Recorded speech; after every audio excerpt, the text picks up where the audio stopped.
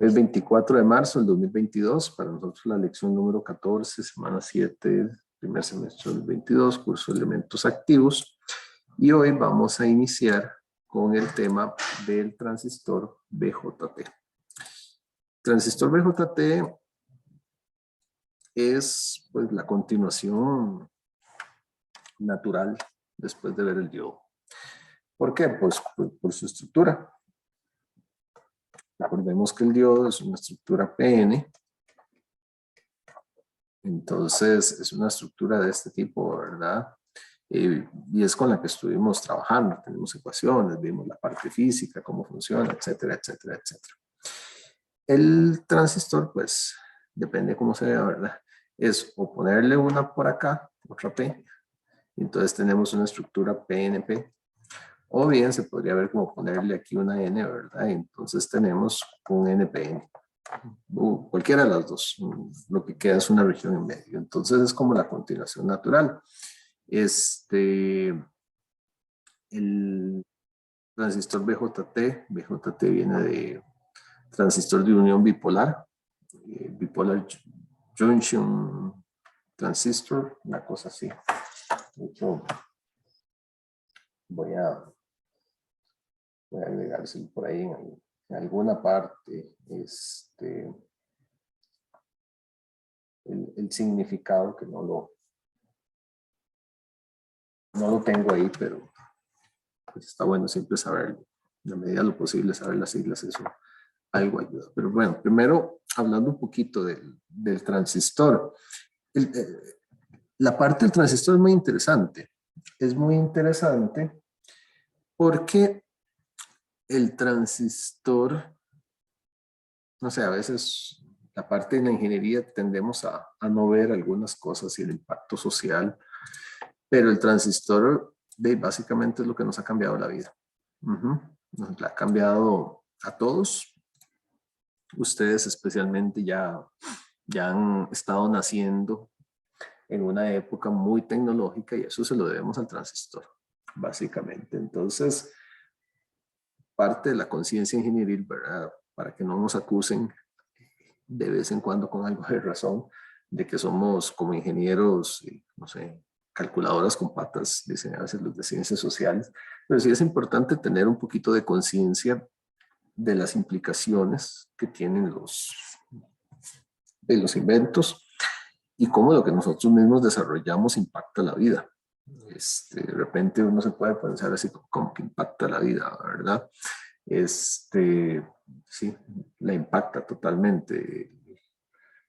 Ahora que estoy reviendo la serie esta que puse la vez pasada, Sex and the City, me hacía gracia que uno de los chavalos ahí decía que quería tener una cita, ¿verdad? Y entonces lo publicaban en el periódico para encontrarse con alguien.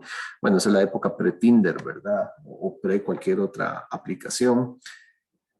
Esas cosas cambian la vida, cambian la manera en que la gente interactúa. Cambia la vida el que tengamos GPS, el que vamos para algún lado y podemos decir, uy, voy tarde, o veámonos ya no en ese lugar, sino veámonos en otro, o poder decirle a alguien, mira, ya no voy a poder llegar. Antes eso era muy difícil. Cambia la vida el hecho de que tenemos una duda, lo que sea, damos el teléfono, tecleamos algunas cosas y tenemos la respuesta ahí.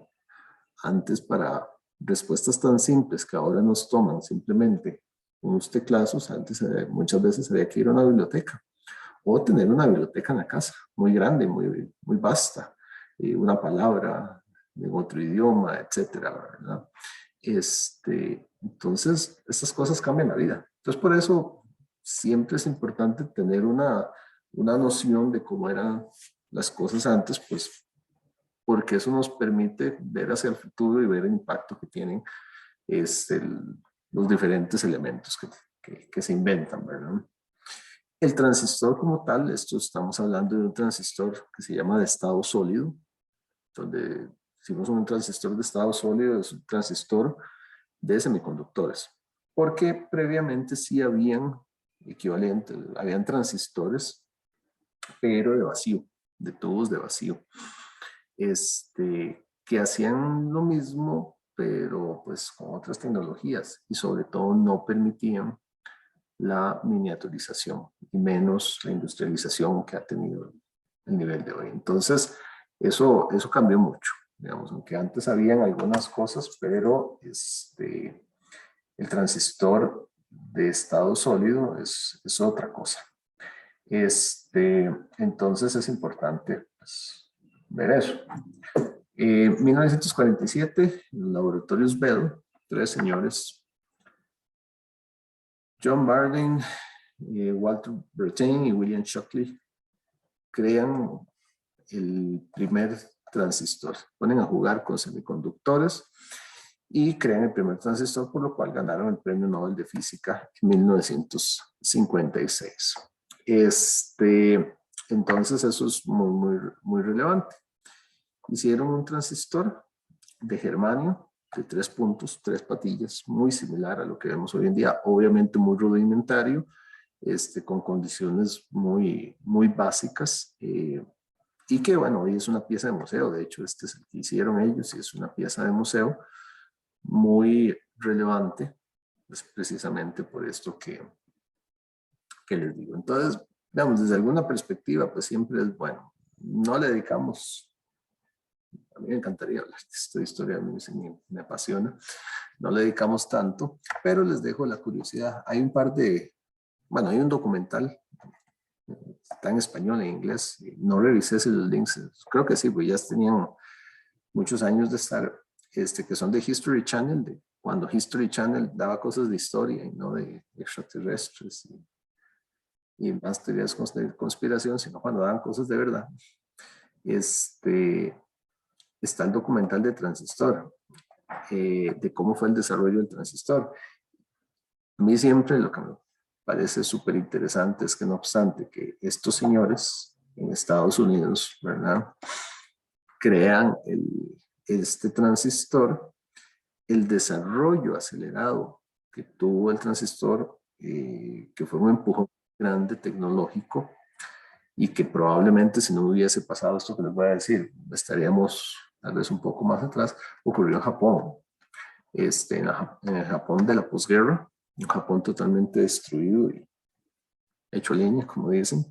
Y es muy interesante porque los japoneses, no obstante, ¿verdad?, que ellos pues eh, formaron parte del, se llamó en su momento el eje del mal, en conjunto con Alemania e Italia, en la Segunda Guerra Mundial. Pues los japoneses en términos generales no son cultura, no es una cultura violenta, sino que muy trabajadora, muy centrada en algunas a esos hechos. Bueno, es interesantísimo ver la parte como ellos ven la perspectiva histórica de su participación en la guerra. Pero lo interesante es que en ese Japón de la posguerra, ellos algunos logran viajar a Estados Unidos y logran a puro observación copiar cosas. Una de esas cosas fue el transistor. Logran copiar el transistor y básicamente casi que con basura, o sea, con elementos que sacaban de lo que era basura, empezaron a crear sus propios transistores. Crean sus propios transistores y empiezan a desarrollar radios a transistor. Y lo que le dio un impulso muy grande, es algo muy curioso, el documental por ahí hablan, fue el mambo. El ritmo del mambo se hizo muy popular en Japón en esa época, y como se hizo tan popular, todo el mundo quería un radio. Radiecitos de esos cuadrados grandes, así un cajoncito, ¿verdad?, que eran así como la mitad del parlante ahí, un sintonizador pequeñito, una perilla de volumen, y la gente se volvió como loca y quería estos radios, y los querían portátiles, claro, semejante baterías que usaban, pero los querían portátiles para bailar mambo. Y entonces, ¿de qué había ahí? Un negocio, había plata, ¿verdad? Entonces, ahí empresas como JBC, Sony y otras le dieron un impulso enorme a la industria del transistor. Y eso aceleró muchísimo. Y bueno, hoy en día los asiáticos. Japón sigue siendo un líder de tecnología, incluso de mucho más alto que el mismo Europa y Estados Unidos en muchas cosas. Es muy, muy fuerte. Entonces, es muy interesante esa perspectiva histórica. Entonces, ahí se los recomiendo. Si tienen tiempito de ver esos documentales, son bastante interesantes. Ok, pero bueno, ahora sí hablemos de la parte propiamente del transistor. Este transistor bipolar consiste en la unión de 3 regiones de silicio dopadas, lo que les decía. Este caso es un NPN, tomado como ejemplo, ¿verdad? Ahorita veremos por qué los nombres y cuál es la lógica de los nombres, pero tiene 3 patillas, uno se llama colector, otro emisor y otro la base. Podemos tener también el PNP, que es lo mismo pero diferente, PNP, y entonces pues también tenemos sus 3 patillas. Tenemos que chequear eso. Generalmente el de más uso es el NPN. Un par de condiciones por ahí hace que se use más. En realidad son elementos complementarios, más o menos como la bobina y el condensador, que son elementos complementarios, ¿verdad? Entonces ven que cómo se comporta, bueno, complementarios en ciertos sentidos. Bobina y condensador son lo mismo, pero uno con el voltaje, otro con la corriente. Aquí son lo mismo, pero lo que cambian son las direcciones, cómo lo manejan. Entonces, bueno, hay que chequear un poco eso más adelante. Pero este es el que más se utiliza, el NPN. Entonces es el que más se suele utilizar como modelo. A nivel de juntas, ¿verdad? Y alguna otra imagen por acá. Este es un PNP, por ejemplo, ¿verdad? Entonces igual, emisor, base, colector. De igual manera tenemos que ver cómo se dan esas regiones y cómo opera. Las regiones de los lados pues están dopadas con el mismo dopante, ¿verdad? N, N o P y P. La región del centro está con el opuesto, entonces P o N, ¿verdad? Entonces por eso tenemos NPN o PNP. Constructivamente, este es un NPN, ¿verdad? NPN. Se ve algo así, algo así. La forma en que se construyen los transistores es algo así. Que para nosotros, pues a nivel de este curso no es tan súper relevante. Con ese esquema, pues nos vamos a avanzar principalmente, pero bueno, ahí está eso. Y el símbolo que utiliza es este. Es un dispositivo de 3 patillas. Y bueno, aquí me faltó ponerle que este es un NPN, ¿verdad? Entonces ahí hace falta poner el hecho que ese es un NPN y pues también poner lo que es el PNP. Eso no lo tengo ahí. Entonces eso lo tengo que hacer. Pero bueno, este es un NPN y el PNP se ve así. Hay una parte donde vamos, perdón, esta es la flechita para acá. Hay una parte donde tenemos que ver el PNP por completo, entonces no es como que no lo vayamos a ver, nada más que no está aquí. De hecho, si ustedes ven el Rasabi empieza pues su exposición pues simplemente con el NPN de entrada, ni siquiera menciona el otro, pero con la idea de tener una perspectiva un poco más amplia, pues ahí lo agregué. Entonces, es esto. Un par de comentarios. Como tenemos base, colector y emisor, de esta forma, vean que como se diferencia a nivel de símbolo un NPN de un PNP, es esta flechita, ¿verdad? Donde esté la flechita. Vean que aquí la flechita saliendo, digamos, hacia el emisor, y en el otro, la flechita entrando por la patilla del colector, digamos, hacia el transistor. Eso es lo que los diferencia. Eso es importante porque a nivel de símbolos sí vamos a estar utilizando uno u otro. Este es un dispositivo de 3 terminales, entonces hace pues un poco más complejo su análisis. Y tenemos que hacer notar los parámetros eléctricos con los cuales vamos a estar trabajando. ¿Cuáles son esos parámetros? Bueno, aquí están indicados las tensiones, tensión base emisor. Usualmente se dice base emisor porque el primero que se nombra es donde tenemos la referencia positiva y el segundo el negativo, ¿verdad? Entonces vean que se suele poner aquí base emisor, ¿verdad? Entonces más menos, de esa forma. Luego, la otra tensión de importancia es la que va del colector al emisor, ¿verdad? Entonces va de aquí a aquí, entonces por eso le decimos colector emisor. Esa es la forma en que la llamamos. Y por último, tenemos, bueno, aquí en esta figura está como colector base, entonces uno pone el más en el colector y hace la base, ¿verdad? A veces vamos a encontrar que a esta tensión se le llama tensión base colector. Cuando es base colector se define como más abajo y menos arriba. Ojo que esta definición no quiere decir que el voltaje ya sea propiamente con esa polaridad. O sea, el hecho que yo defina una tensión base colector, estoy pues suponiendo que la base es positiva, el colector es negativo, o por lo menos eso es lo que uno supone inicialmente, pero me puede dar negativo eso, ¿verdad? O sea, yo podría obtener una tensión base colector, por decir algo, de 1 voltio, o de menos 1 voltio. Si la base colector es menos 1 voltio, quiere decir que es más en el colector y menos en la base, ¿verdad? El asunto de las polaridades. Entonces, esto es una definición que uno hace, pero no quiere decir precisamente que así sea positivo, aunque casi siempre pues, lo que uno trata, ¿verdad? Cuando pone las polaridades es de acertar, digamos, la polaridad de que ojalá donde uno pone el más y esté el voltaje positivo para no estar trabajando con valores negativos, ¿verdad?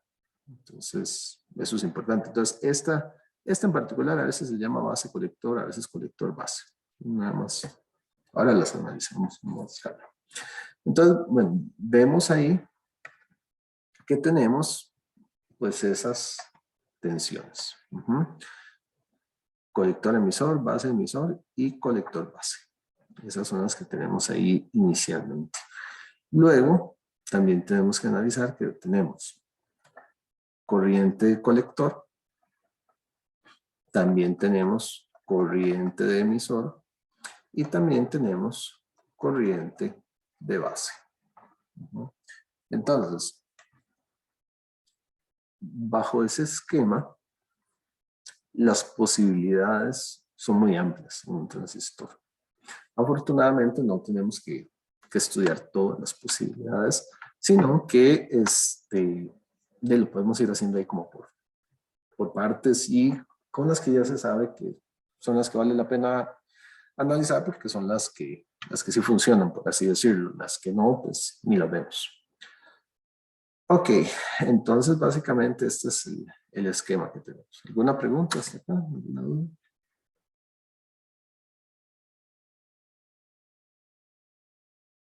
Bien, entonces, lo primero que uno hace es aclarar que yo les decía hace un momento, ¿verdad? Digamos, los diodos, el diodo que nosotros vimos es una conexión PN, que es esa. Y ahorita, pues estamos hablando de, ya sea un PNP, bien, también de un NPN.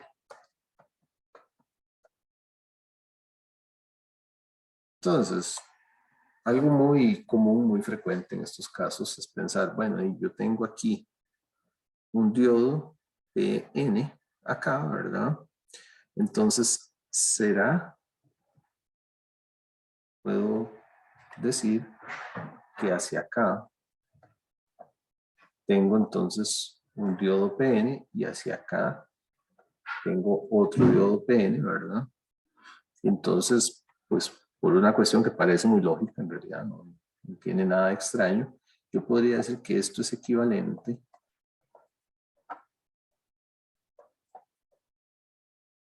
a una conexión de este tipo.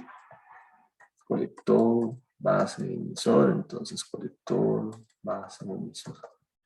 Y en el otro caso, será que de P a N, ¿verdad? Entonces, yo digo, bueno, si aquí tengo un diodo, y entonces hacia acá tengo otro diodo, pues será que el equivalente de esto, uno puede querer analizarlo de esta manera, ¿verdad? Esto es colector. Sí, sí. Digamos que esto es un pensamiento muy lógico, súper lógico, porque si este es el PN, ánodo, cátodo, pues aquí podríamos plantear algo así. Entonces uno se preguntará, ¿será que yo lo puedo analizar de esta forma? Aunque esto es de lo primero que a uno se le viene a la mente y es súper lógico bajo esta presentación, que uno cree que puede hacer esto, pues no se puede. ¿Ok? Entonces tiene una similitud de dos diodos, ¿verdad? Bueno, el back-to-back, ¿verdad? Bueno, depende pues, que definamos back, ¿verdad? Pero aquí los anodos son la espalda, entonces esto es en un NPN, ¿verdad? Pues no es lo mismo, ¿verdad? No es lo mismo. ¿Y por qué? Y eso es parte de lo que hay que empezar a analizar, ¿verdad? Entonces uno se pregunta, bueno, ¿será que se comportan así? Ven que aquí están los dos modelos que acabo de hacer, ¿verdad?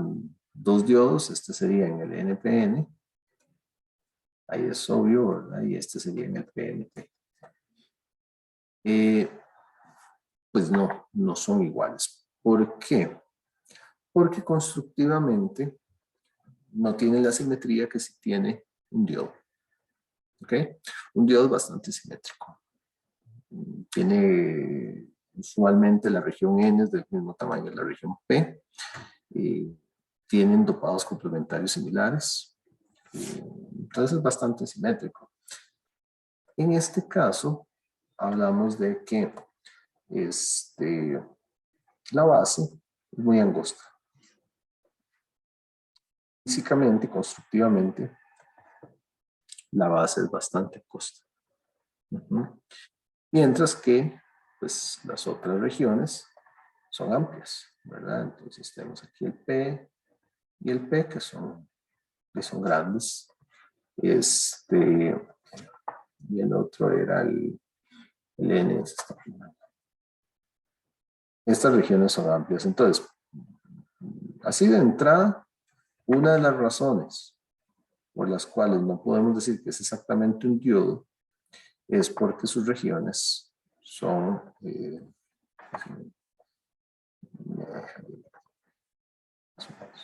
sus regiones tienen dimensiones diferentes. Y aunque hay cierta simetría, pues no es una simetría total. Entonces eso es lo primero. Que la base es angostita y eso pues tiene su efecto. La otra cosa por la cual no son iguales es porque los dopados no son simétricos. O sea, el dopado P de un lado, el dopado P de un lado es diferente al dopado P del otro lado, o el dopado N de un lado es diferente al dopado N del otro lado. Entonces esas consideraciones crean cierta asimetría en el comportamiento que hacen que por un lado no se comporten como diodos, ¿verdad? Como simples diodos ahí conectados espalda a espalda o frente a frente, como quieran ver. Y por otro lado, que sus terminales de emisor y de colector no sean intercambiables.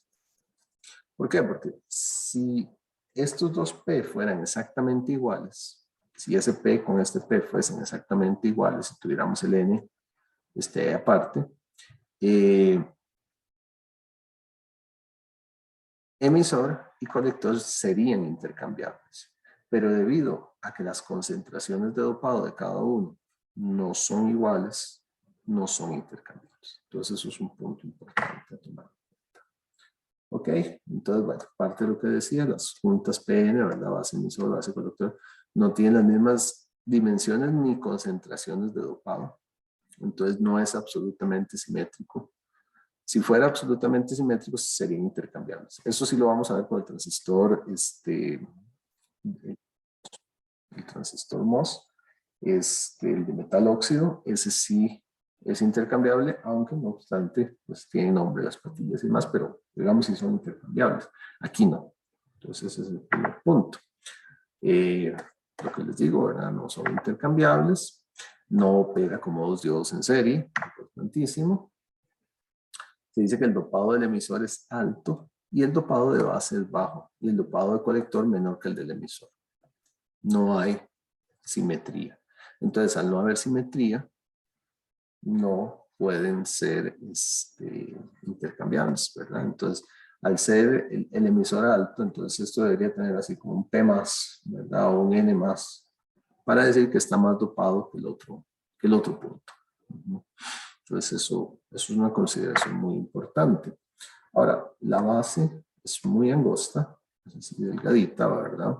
Lo cual vamos a ver que permite difusión de portadores, donde hablamos de difusión, ¿verdad? Estamos hablando de un efecto que ya vimos, que es corriente de difusión, más que de arrastre, de portadores mayoritarios del emisor a través de la base hacia el colector. Y eso, bueno, ahorita lo chequeamos cómo brincan los portadores de carga acá y qué condiciones necesitan para eso. Luego, el dopado de la base es bajo para disminuir la recombinación de portadores en la base. Eso tiene un motivo, digamos,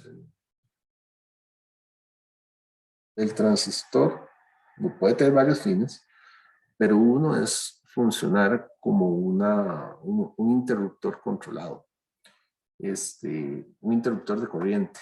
Entonces aquí lo que se quiere es que haya corriente. Del colector al emisor o al emisor al colector. Depende de, aquí, en este caso, el colector al emisor, sino aquí el emisor al colector.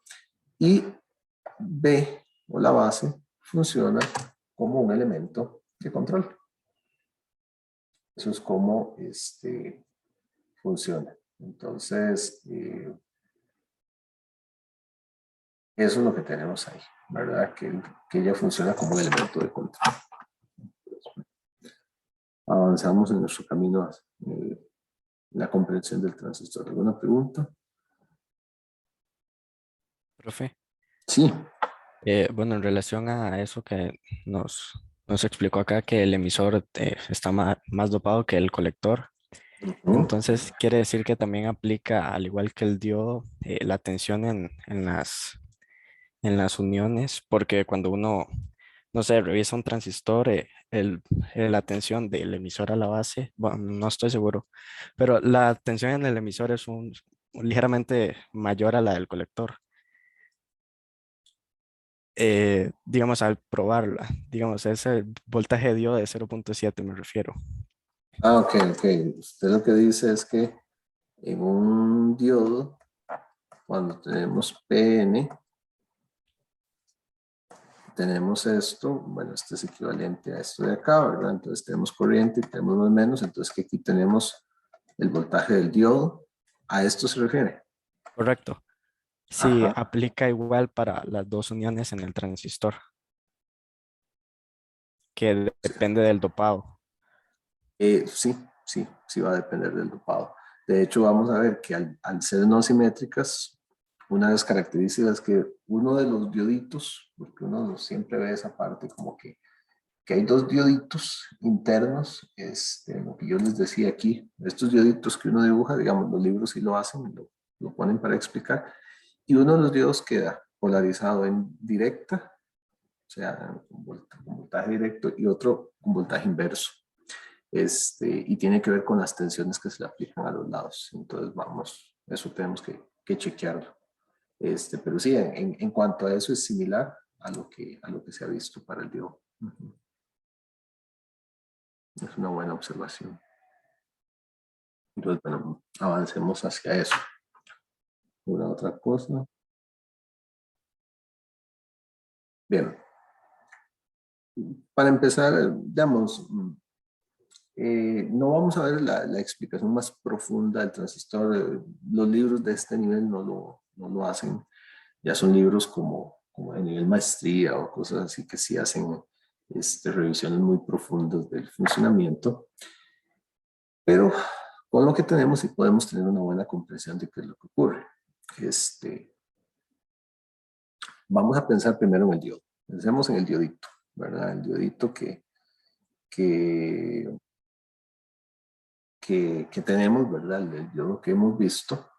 Entonces, si uno ve una junta PN, ¿verdad? De un diodo, acá polarizado en reversa.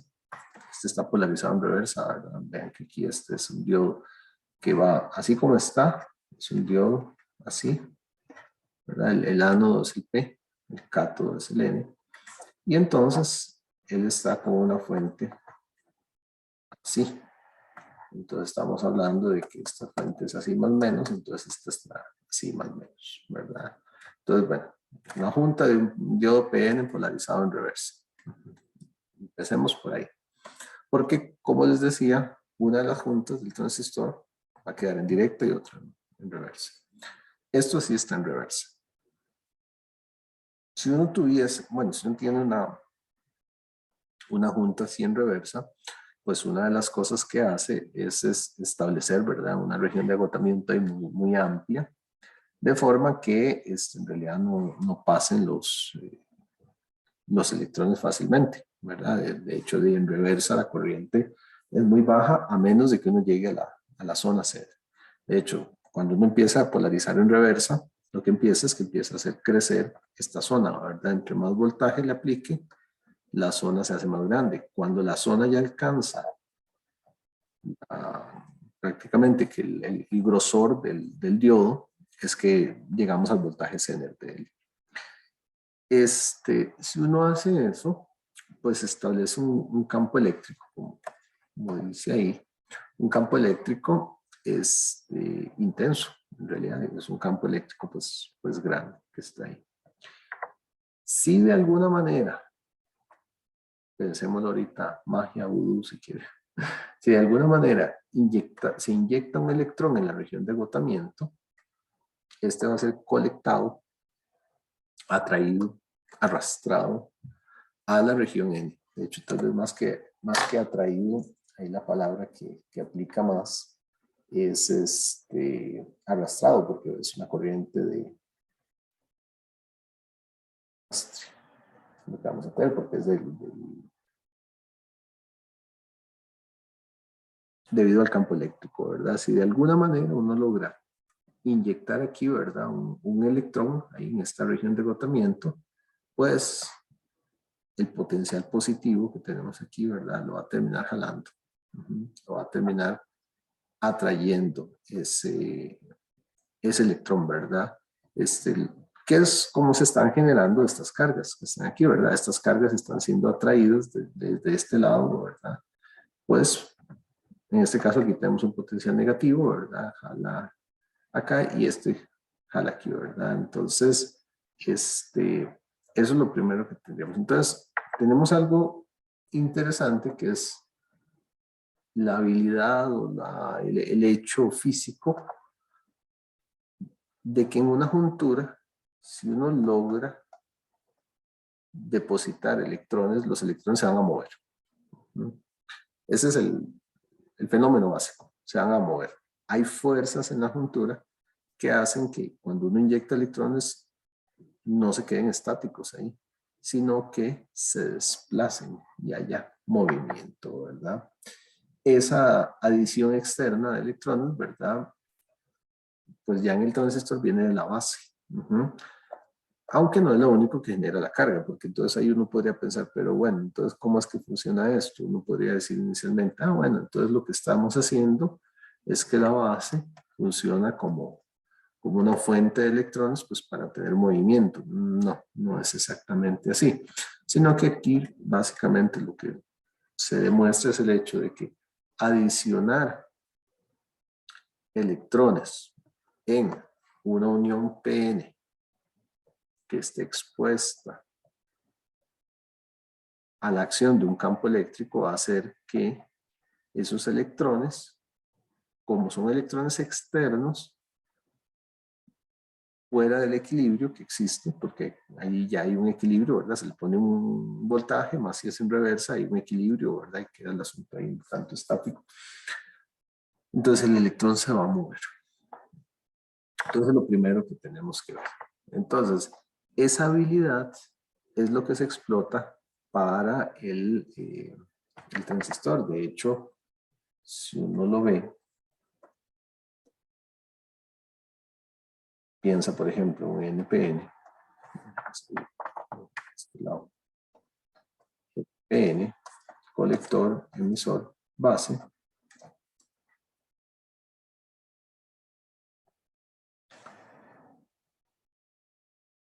Una de las funciones, digamos, que tiene la base es, pues, adicionar carga aquí. Carga que no va a ser estática, que se va a mover. ¿Cómo se mueve? Ahorita lo vemos según la polaridad que le agreguemos a las uniones del transistor. Pero el hecho es que se mueve, no queda estática. Así como una carga aquí no queda estática porque tenemos ya unas fuerzas que los están moviendo. Entonces, básicamente a eso tenemos que llegar. Ok, ¿alguna otra pregunta? ¿Duda? Este punto.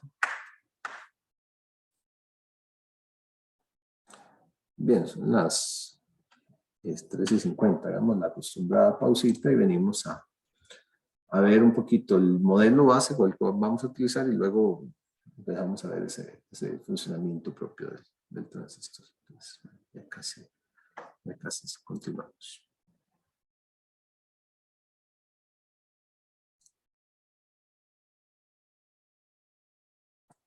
Bien.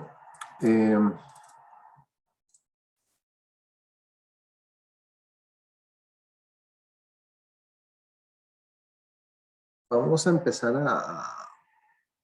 viendo, bueno, un poco cómo es constructivamente, cómo funciona. Vamos a utilizar un modelo. Vamos a ver, pues primero el modelo, digamos, base que se utiliza para el transistor y luego, pues vamos a hacer calzar, digamos, la parte física del transistor, pues con el modelo, que es el que se suele utilizar. Es un enfoque, es más o menos como, pues ahí lo trae el Rosario. De hecho, el Rosario en lo que hace es que empieza con el puro modelo. Me adelanté con un poco la parte física, me traje primero la parte de las uniones NPNs para entender un poquito el funcionamiento. Ahora vamos a ver el modelo y luego los empatamos. Son formas de verlo. Hay libros que lo hacen muy de la parte física, otros se quedan nada más en el símbolo. Entonces, bueno, son distintos enfoques.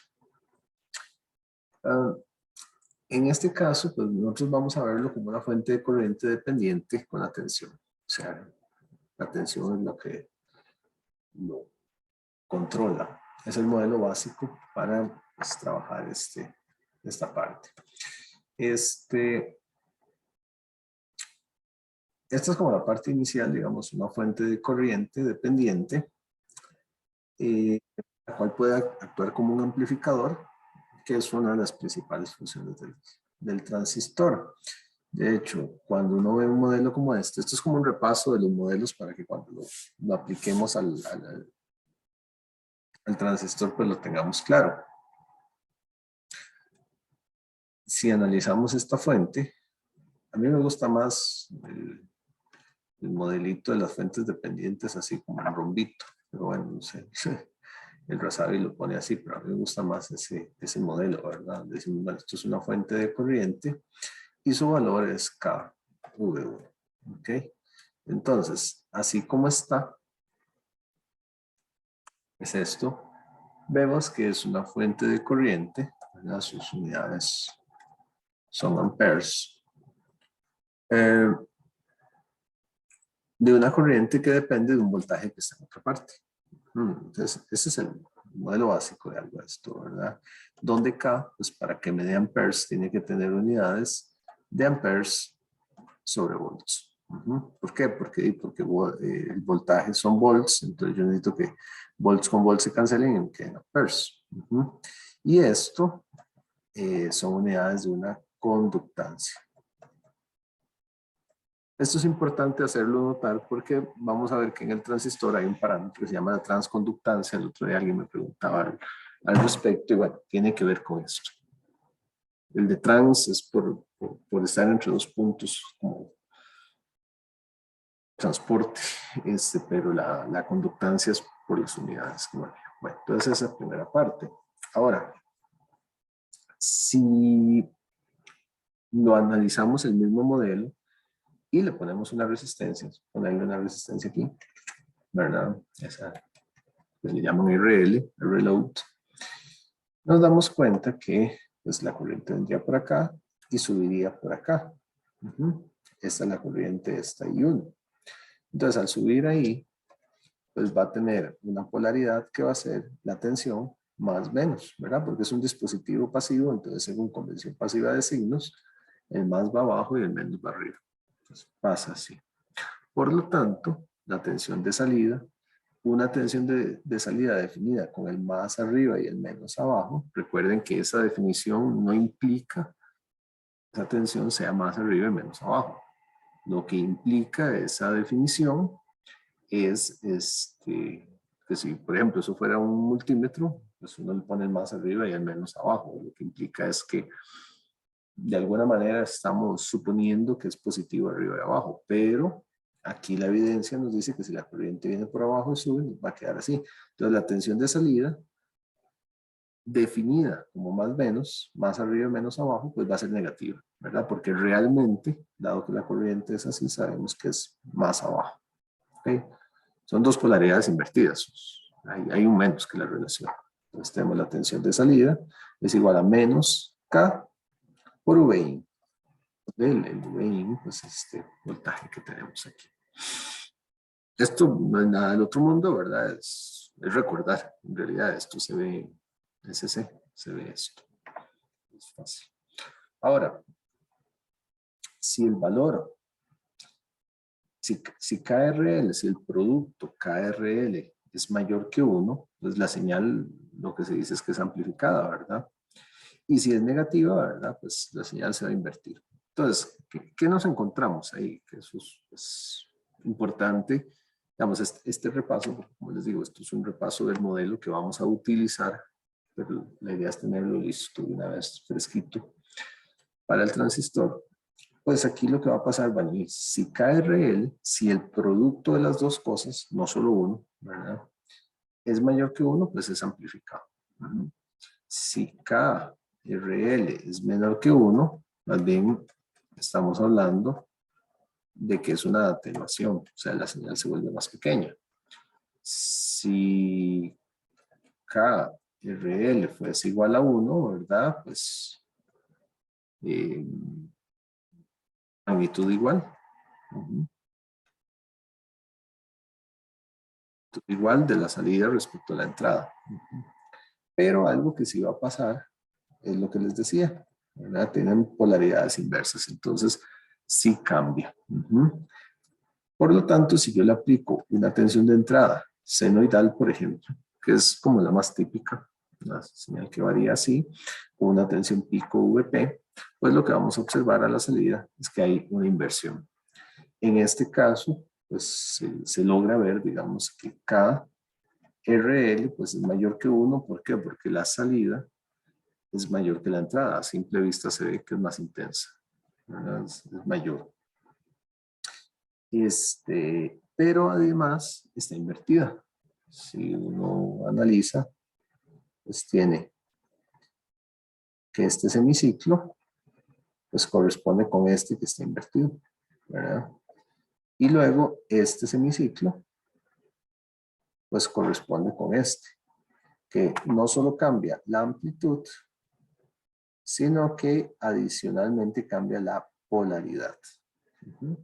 Y eso es lo que va a ir pasando, pues con cada uno de los ciclos van a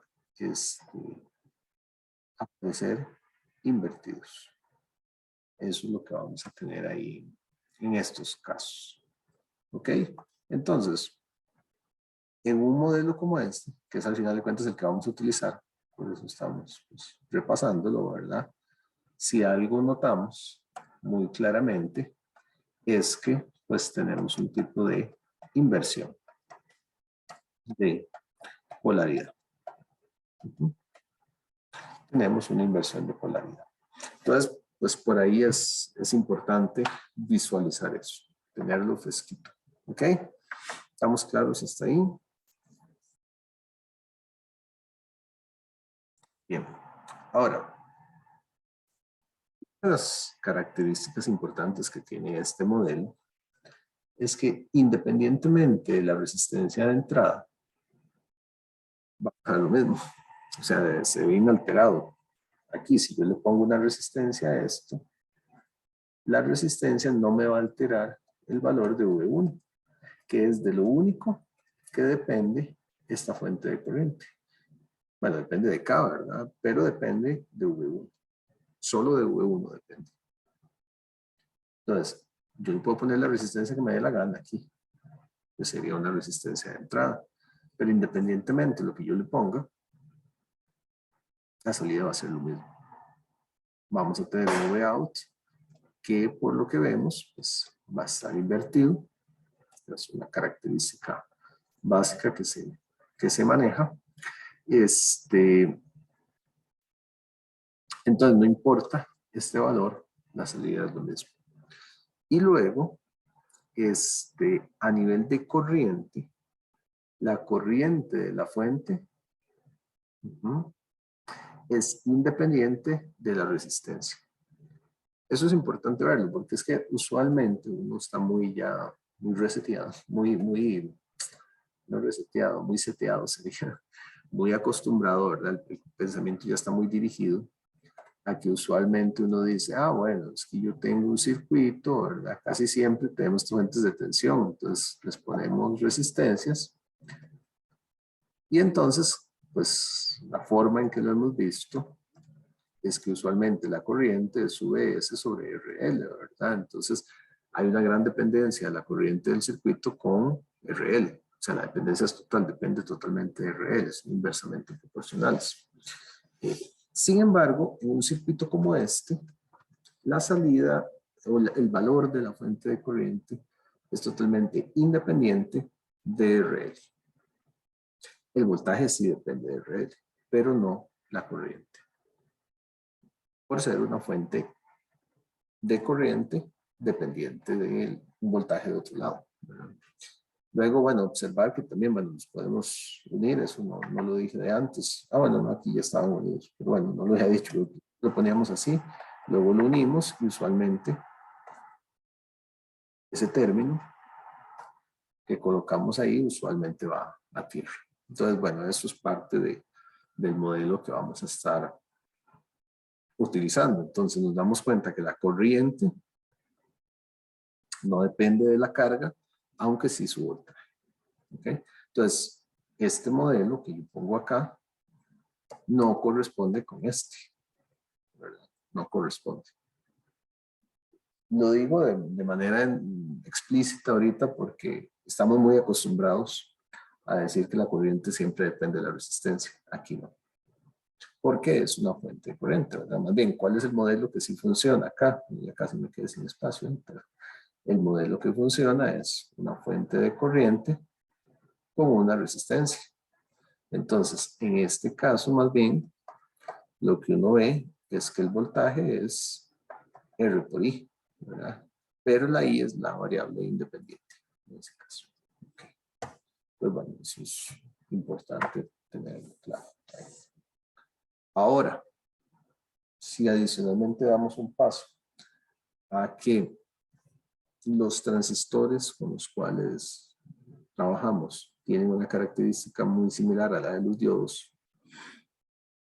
podría uno decir que heredado, pero bueno, sí, podría uno tal vez mantener eso que es heredado, pero no es que es heredado, es que es el mismo comportamiento, ¿verdad? Entonces, también podemos modelar, digamos, no lo mismo, ¿verdad? Podemos modelarlo, pues, como una corriente exponencial, ¿verdad? Esto, bueno, a mí no me gusta, así como lo suelen poner los libros, a mí me gusta poner que entonces la corriente es igual a IS. Lo que no me gusta es la nomenclatura, me gusta más el E a la V1 sobre VT, ¿verdad? Pero, o sea, es que a nivel de lenguajes de programación es muy común, ¿verdad? Ponerlo así como X. Pero para mí es más bonito, así por tanto de cosas. Es lo mismo. Sin embargo, ¿verdad? El que se modele así o que se modele de la manera anterior, pues al final de cuentas es similar. Es similar en cuanto a los resultados que estamos obteniendo. O sea, y si yo le pongo una resistencia aquí, pues la tensión va a ser inversa, va a ser invertido, ¿verdad? Es totalmente independiente de la entrada, es totalmente independiente de la resistencia que yo le pongo. Ahí no cambia nada. Ok. Esto fue como un repaso, digamos, de esta parte de fuentes para ver ahorita que empecemos a aplicar y ya tenerlo directo. Ahora sí, hablemos propiamente del transistor. Hay 8 posibles combinaciones de, de polarizaciones. Acá son 8 en total. De la manera en que se puede dar esto. Eh, hay 8 posibles combinaciones porque los voltajes pueden tener 2 polaridades y hay 3 posiciones que podemos tener. De hecho, ya hace un rato lo mencionamos. Decíamos que puede existir la tensión colector-emisor. Vean que aquí estamos trabajando con NPN. Podemos tener la tensión colector-base y podemos tener la tensión base-emisor. ¿Ok? ¿Cuáles son las posibles 8? Bueno, es la combinatoria de lo que tendríamos ahí. ¿Cuántas posibles combinaciones tenemos? Entonces, cada uno tiene 2 posibles valores. Esos 2 posibles valores me hace un sistema binario. Y entonces hay 3 voltajes, ¿verdad? Entonces, hay 8 posibles combinaciones que podemos tener ahí. O sea, polaridades. O sea, podríamos tener con estas polaridades que marqué ahí, ¿verdad? O uno podría llegar y decir, no, voy a hacerlo diferente y le voy a poner, por ejemplo, una posible combinación adicional es menos más y dejar los otros iguales, ¿verdad? Entonces, esa es otra combinación. Uno podría llegar y decir, no, bueno, ya varié esa, ¿verdad? Entonces, podría uno decir, bueno, entonces voy a probar esas 2 con esta otra combinación, ¿verdad? Y uno podría decir, luego las pruebo con esta otra combinación. Y ahí salen 8 posibles combinaciones. Serían muchos casos que analizar. Por dicho, ya se ha demostrado que no son todos los casos de utilidad práctica. Entonces no vamos a, como se dice popularmente, no vamos a gastar pólvora en sopilote, sino que nos vamos a dedicar a analizar la configuración que está probada que funciona adecuadamente. Esa configuración me lleva al transistor a lo que se llama la región activa directa.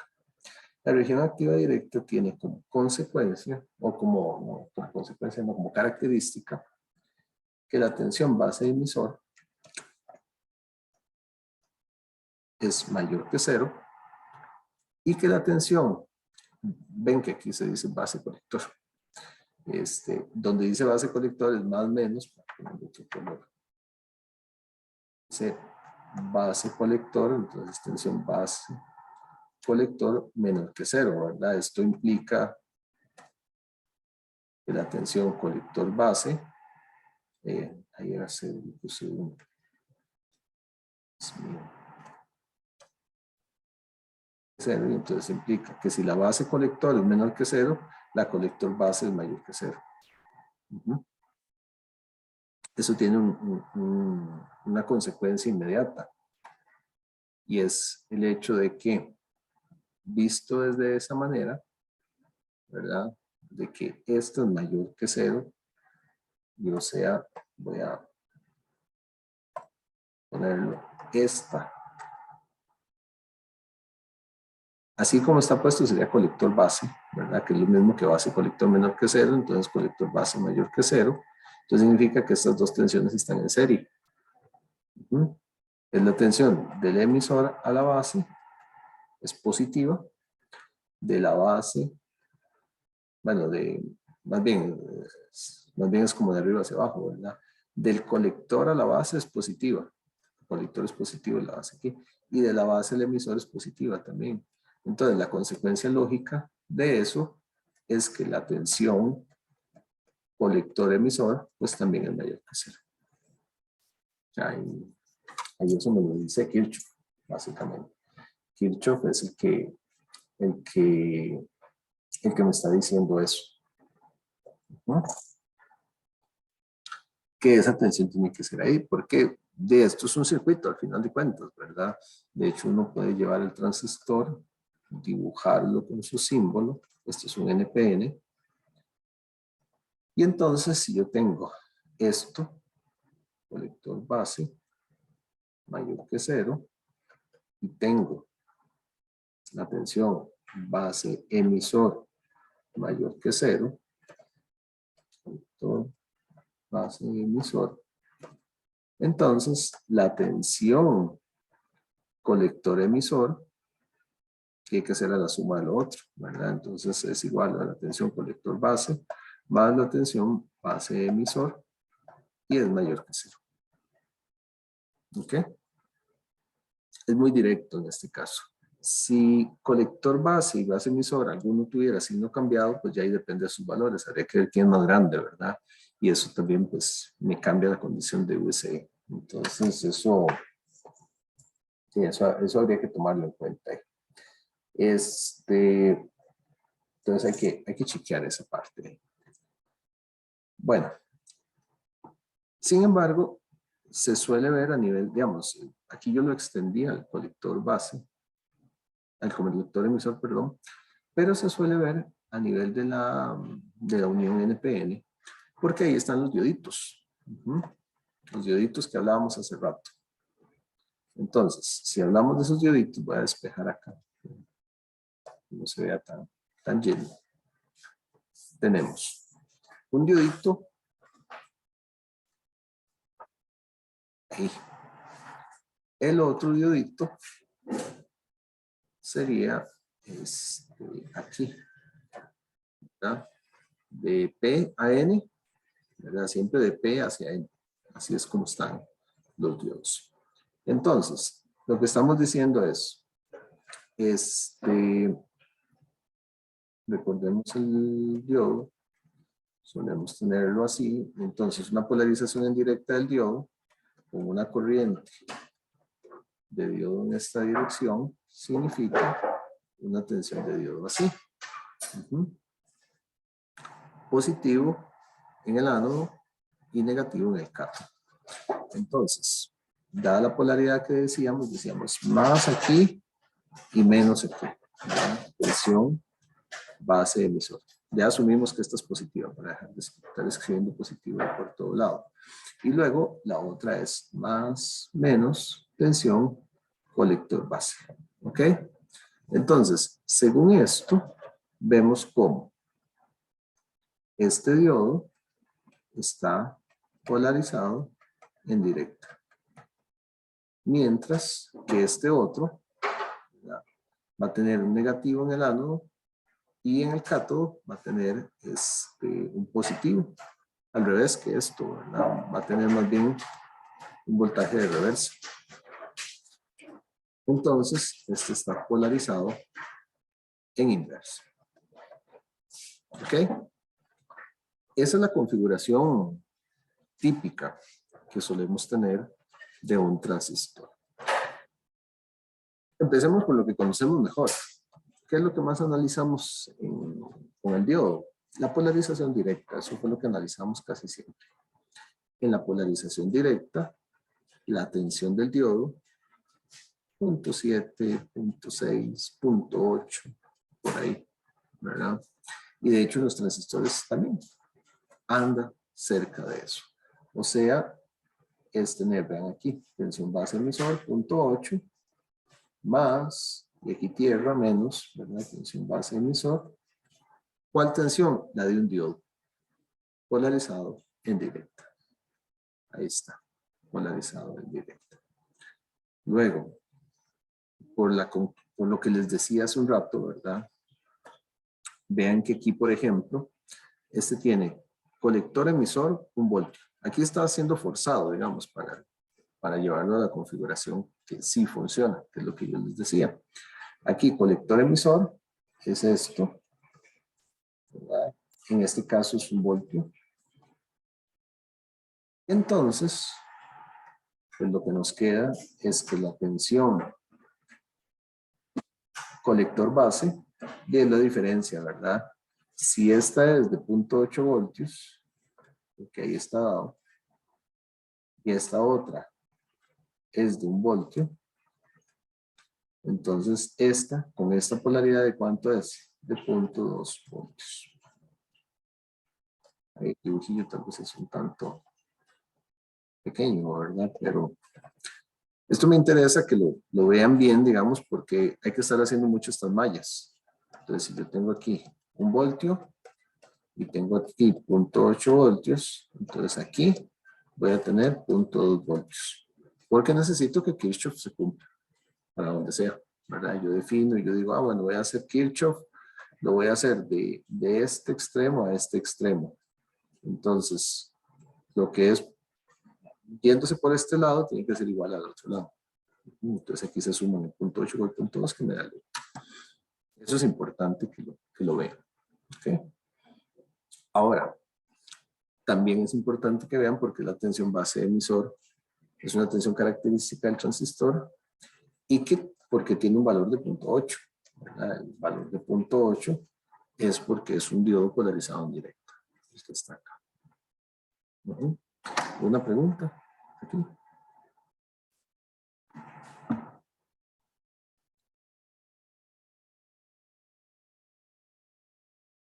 Okay.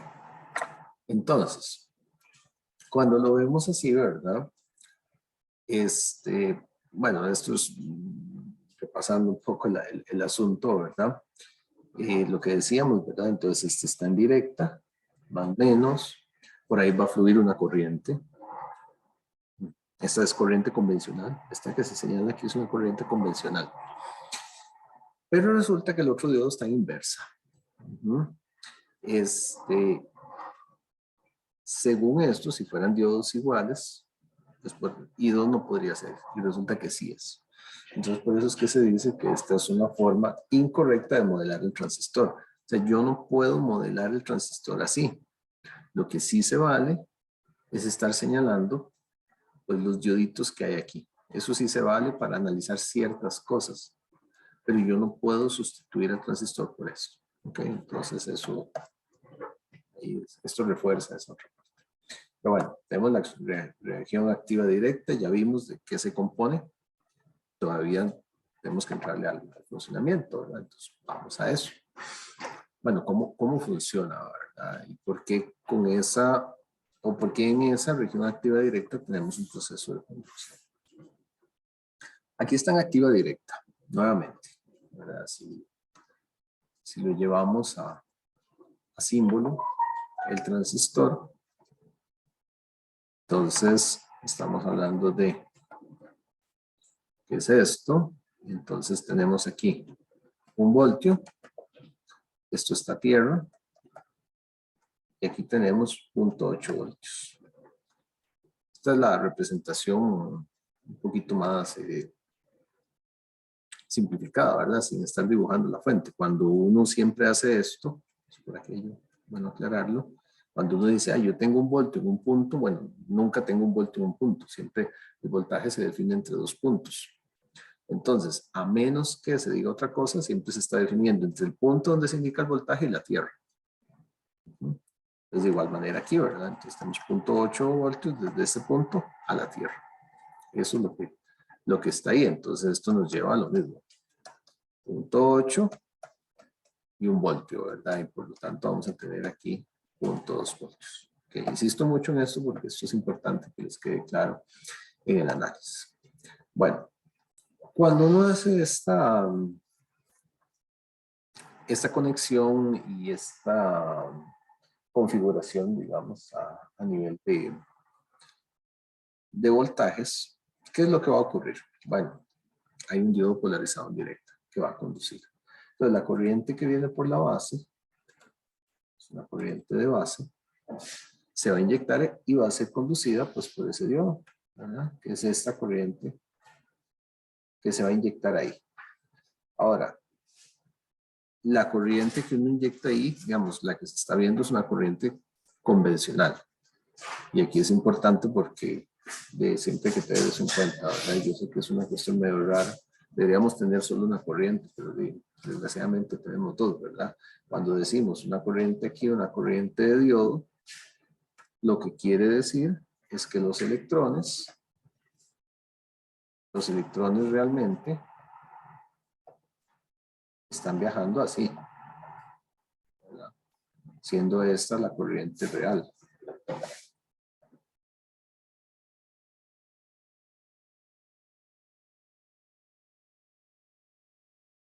Convencional. Entonces, lo que se marca inicialmente, que tenemos en esta unión un diodito que baja, y decimos que, que la base polariza ese diodo de manera directa y vamos a meter una corriente por ahí, lo que dice es que los electrones están subiendo. ¿Ok? Por eso que está aquí. Los electrones en realidad están subiendo. De ahí viene el hecho de que esta región que proporciona los electrones, que a su vez le proporciona la fuente, porque aquí está el negativo de la fuente en la Tierra, ¿verdad? Por eso es que se llama un emisor, que emite electrones. Aunque usualmente, pues, la corriente de emisor, bueno, usualmente no, la corriente de emisor siempre es así hacia abajo, ¿verdad? Pero nuevamente, esta es una corriente convencional. ¿Sí? Y siempre, pues entonces vamos a tener hacia arriba la corriente real. ¿Sí? Esto es importante que lo tengan bien clarito. Entonces, ¿qué es lo que está pasando realmente? Ahí, la proporción de esta corriente hace que estén subiendo electrones y ella está proporcionando o se está dando un proceso de recombinación donde huecos bajan acá y electrones empiezan a subir. Eso por la polarización directa del.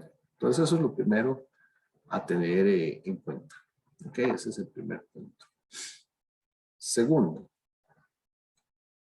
ya este diodo funciona como un diodo, digamos, se puede entender como un diodo normalito, por así decirlo, ¿verdad? Donde queda de esa manera. El otro diodo es un diodo en reversa. Recordemos que, bueno, se dijo que esta región está más altamente dopada, ¿verdad? No por nada ven que este dice N+, y este solo dice N. Está intensamente dopada. ¿Para qué? Para que tenga muchos portadores de carga libres para entrar en el proceso de conducción. Y que puedan hacer fuerza, por así decirlo, hacia arriba. Porque son una alta densidad de portadores de carga, le estamos agregando más portadores de carga que hacen una fuerza hacia arriba. ¿Qué ocurre en el diodo en reversa? El diodo que está en reversa, pues gracias a que la base es delgadita, aquí no está en proporción, en realidad aquí se dibujó igual las regiones, pero una de las cosas que se dijo al inicio es que la base es delgada. La base es delgadita, ¿verdad? Entonces, bueno, vamos a tener una región de agotamiento aquí, pero que es una región de agotamiento pequeña. Es una región de agotamiento delgadita. Eso implica que el voltaje Zener del diodo que tenemos arriba es un voltaje pues pequeño también, relativamente pequeño. Es un voltaje relativamente pequeño que va a estar presente ahí y que es fácil de romper. No es tan intenso, ¿verdad? ¿Y qué pasa con el diodo? Cuando polarizado en región Zener, se llega a ese voltaje. Tenemos corriente. El diodo es algo así, donde tenemos aquí, esta es la región Zener. Entonces, aquí teníamos corriente del diodo y esto es voltaje del diodo. ¿Qué ocurre cuando le aplicamos una tensión inversa y llegamos al valor Zener, verdad? Tenemos conducción de corriente. Esta región que está aquí es una región, una capa de agotamiento, tiene una región de agotamiento que es cortita. Que es cortita y relativamente fácil de vencer, pero hay que vencerla. ¿Okay? No es que está abierta directamente, sino que hay que vencerla. Para vencerla se necesita la fuerza que hacen los portadores de carga, los electrones, que por así decirlo están empujando hacia arriba. Pero para que se den esos portadores de carga necesitamos un proceso de activación. El proceso de activación es la corriente de base que introduce cargas acá y que al introducir cargas acá, en este punto, pues polariza la unión, ¿verdad? Y permite el tránsito de electrones. Y ese es el punto de activación. Y esas son las características del transistor. El transistor funciona como un interruptor. Un interruptor controlado por voltaje. ¿Por cuál voltaje? Por el voltaje de base. Voltaje y corriente de base, ¿verdad? Los dos están ahí. Entonces, se aplica ese valor ahí y esto es lo que posibilita, o es lo que abre la llave, por así decirlo, de los electrones que se dan ahí en ese movimiento. Entonces, ellos hacen suficiente fuerza para vencer la zona de agotamiento y tener una conducción. Y entonces los electrones empiezan a subir. Electrones que emite el emisor y que son colectados por el colector. De ahí los nombres son sumamente lógicos, ¿verdad? No inventaron nada nuevo con esos nombres. Entonces, el emisor está emitiendo electrones, el colector está colectando electrones que vienen, digamos, de la presión que hace la fuente. La fuente hace esa presión, pero no se rompe, digamos, las barreras que están ahí, la zona de agotamiento que saca del diodo que está en inversa no se rompe solo, sino que se necesita fuerza adicional y la fuerza adicional viene de esa base. Sin esa fuerza no se da ese fenómeno. ¿Alguna pregunta hasta acá?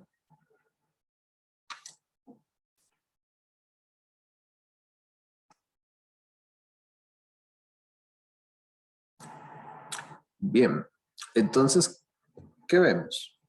En la región activa directa, que es la que vimos, necesitamos base emisor polarizado en directa. Una consecuencia es que el diodo base colector queda en inversa. Pero entonces, debido a que es una región delgadita, pues los electrones pueden conducir. Y nos damos cuenta que la corriente en un transistor viaja, la corriente convencional viaja por acá. Entonces tenemos una corriente de colector convencional. Tenemos una corriente de colector. Y nos damos cuenta de otra cosa, ¿verdad? Este está inyectando una corriente de base, que ¿para dónde va la corriente de base? Como es el que se utiliza para polarizar ese diodo, baja acá. Y entonces nos damos cuenta que la corriente de emisor, corriente convencional, es igual a la corriente de colector más la corriente de base. Y esta es una ecuación básica, fundamental, digamos, del transistor, que es algo que vamos a tener ahí. ¿Ok? Esa es la forma en que vamos a modelar, entonces lo podemos ver así. Después veremos cuáles son las magnitudes, las dimensiones de estas distintas corrientes y cómo la corriente de colector es mucho más grande que la corriente de base, entonces a veces se puede despreciar esa corriente de base. Bueno, pues lo veremos. Pues aquí lo que tenemos es predominantemente una corriente de difusión debido a lo que les decía, ¿verdad? La fuente, debido a que esto es N+, o sea, está altamente dopado y tenemos un montón de cargas negativas, son muchas cargas haciendo fuerza, ¿verdad? Este primer diodo fácilmente la zona de agotamiento se vence muy fácilmente, ¿verdad? Entonces tenemos muchas fuerzas pues, yendo hacia arriba, ¿verdad? Los electrones son arrastrados o colectados, ¿verdad? Por el colector. Son empujados ahí, ¿verdad? Está en reversa, el diodito de aquí arriba, lo que les decía. Se dice que la densidad de electrones en el colector es 0. Eso es básicamente porque tiene muy bajo dopado. Esto que está acá tiene un dopado, pero es muy bajo. Y los electrones se ven arrastrados pues, por la carga positiva que pone la fuente aquí. Eso es lo que tenemos ahí. Ahí se habla del perfil de densidad de electrones, ¿verdad? Que da lugares a estos gradientes tan fuertes. La base está inyectando esto, ¿verdad? Entonces están inyectando eso, significa, bueno, se puede ver de dos formas, pero esta es una corriente convencional, ¿verdad? Entonces en realidad va para afuera, entonces ella se puede ver como que inyecta cargas positivas. Entonces, desde este lado, como hay más cargas positivas, la recombinación aquí es fuerte, no hay tantos electrones, sino que los electrones van aumentando hacia el otro lado. Por eso es que se dice que la densidad de electrones aumenta al lado contrario a la base. Entonces, la corriente no es tan uniforme, ¿verdad? Sino que va a pasar más principalmente pues, por esta parte. Pero, digamos, apoya pues, lo que estábamos diciendo. Y ese es el esquema bajo el cual funciona el transistor. Esa corriente de colector que está ahí, pues se puede ver a partir de la corriente de un diodo, al final de cuentas, la que tenemos ahí. Esto en realidad es la misma corriente que teníamos antes, asumimos un voltaje térmico de 26 milivoltios, lo mismo que antes. Entonces podemos escribir básicamente la misma ecuación. Ojo que ya nos volamos el -1, eso estuvimos trabajando bastante cuando vimos el diodo, ¿verdad? En términos generales, el transistor no se suele ver ese -1 de una vez, siempre es una corriente alta, digamos, esto usualmente vamos a tener que V sobre VT, pues es mucho mayor que 1, ¿verdad? Entonces, lo podemos escribir así directamente. Entonces, tiene una corriente igual que la del diodo, descrita igual que la del diodo, ¿verdad? Básicamente. Entonces, eso demuestra que el transistor, ¿verdad? Tiene una corriente que es la de un elemento controlado por tensión. ¿Cuál tensión? La tensión base emisor, ¿verdad? Y es un buen candidato como amplificador, pues por lo que decíamos hace un rato con los modelitos equivalentes. Se puede considerar un convertidor tensión-corriente. Yo le doy tensión y le doy corriente. A este punto alguien podría decir, ¿sabe? Es lo mismo que el diodo, la misma ecuación, no veo la diferencia del diodo, ¿no? Sí hay una diferencia del diodo. ¿Cuál es la diferencia con el diodo? El hecho de que tenga una tercera patilla. El diodo necesita de la propia tensión en sus terminales para que él conduzca. En el transistor tenemos un control un control ajeno, digamos, que está afuera y que es esta tensión para lograr la conducción en otro punto. Y eso hace mucha diferencia a nivel de circuitos. El hecho de que yo con una señal que no está involucrada con la corriente propiamente, pueda ordenar su conducción, hace mucha diferencia. ¿Ok? Entonces eso hace mucha diferencia. Eso es importante visualizar. Ahora, tiene un comportamiento básicamente como el del diodo. Aquí ponemos solo corriente de colector porque es la corriente propiamente del diodo. En realidad es del diodo base emisor. Pero en el emisor, aparte de esa corriente de diodo, les decía, tiene también la corriente de base. O sea, aquí tenemos lo que les decía, corriente de base, corriente de colector. Y acá tenemos la corriente de emisor, que es igual a la del colector más la de la base. Entonces, la del colector es la que se debe solo al diodo, básicamente. La del emisor hay que considerar la de la base, entonces por eso nada más definimos esta. Después lo definiremos un poquito más. ¿Ok? Aquí tal vez solo el comentario, esto es rápido ya. Aquí vamos cerrando. Si yo combino transistores en paralelo, pasa como con los diodos en paralelo, es muy similar. Si están conectados exactamente igual, ¿verdad? Se puede considerar como un único transistor del doble del área. Y entonces, ¿qué me va a dar? El doble de la corriente. O sea, aquí, por ejemplo, IX es igual a IC1 más IC2. Y si los transistores son iguales, ¿verdad? Entonces IC1 es igual a IC2. Entonces ese IX es igual a 2IC. Digamos 2IC1, 2IC2, como se quiera.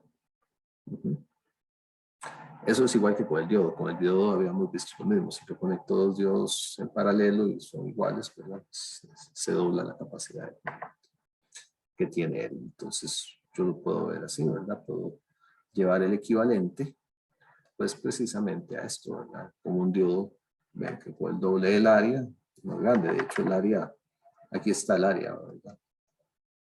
Entonces, al estar el área acá presente, pues la corriente crece el doble. Doble de área, doble de corriente.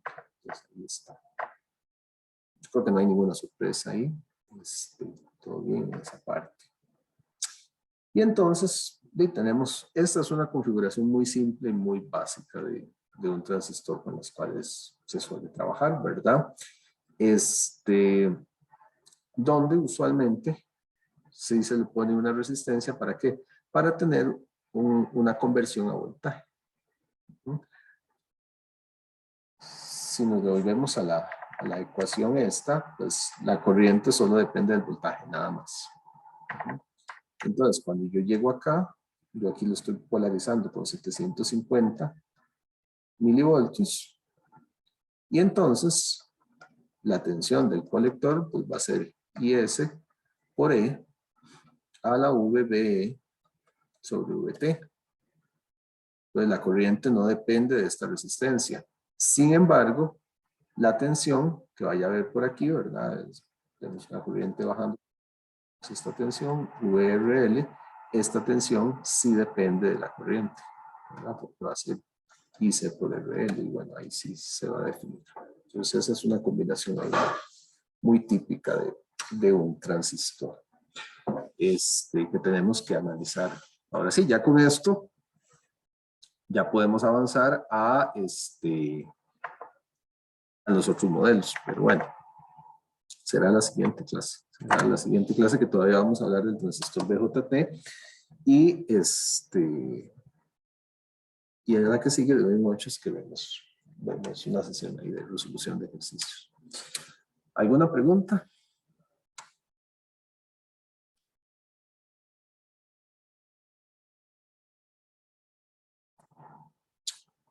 Ok, bueno, y si no hay preguntas, entonces cerramos hoy por acá.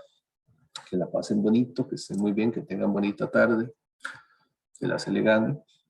Y nos hablamos el próximo martes. Entonces, les deseo que estén muy bien. Pasen bonita tarde. Hasta luego. Bueno, profe, buenas tardes. Bueno, profe, si la C Que le gana estén muy unos bien. puntillos ahí. ¿Cómo? Si la C le gana unos puntillos ahí. Ojalá. Bueno, profe. Eso mueve la economía también. Bueno, pura vida. Hasta luego. Nos vemos. Gracias, profe. Bueno, profe, muchas gracias. Bueno, gracias a ustedes. Hasta luego.